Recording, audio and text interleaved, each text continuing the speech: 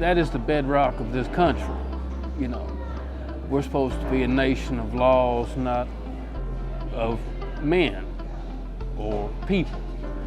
That's why we left Europe, right?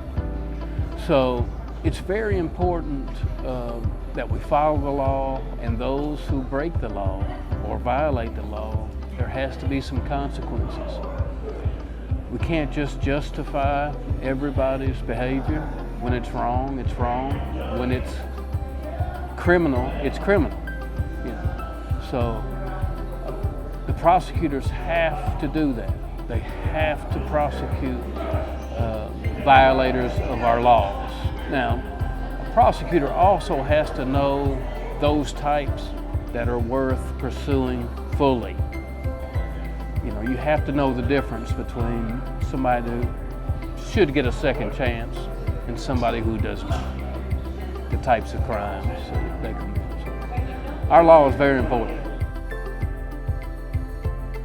It was a young lady who was in a relationship with a guy who was distributing drugs. Well, he had become under the radar of law enforcement. So he started sending her out to deliver the drugs so he wouldn't get caught. Well, they caught her with some substances on her. And she was charged. And I was firm with her.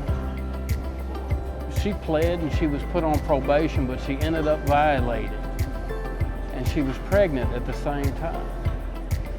So I made her sit in jail until that baby was born, so she wouldn't have the opportunity to ingest drugs and use drugs while she was pregnant, which is what she was doing. Now I say that, she went on to be on probation, be fine, she has a little baby. Well, she had a job several years later. I pulled up to a Wendy's drive-thru, and she was the employee that came to the window. And she looked at me and she said, "Do you remember me, Mr. Nash?" I said, "Yes, I do." She goes, "I just have to thank you for how you treated my case and how you treated me. It really helped me. I got a beautiful baby girl who's growing up."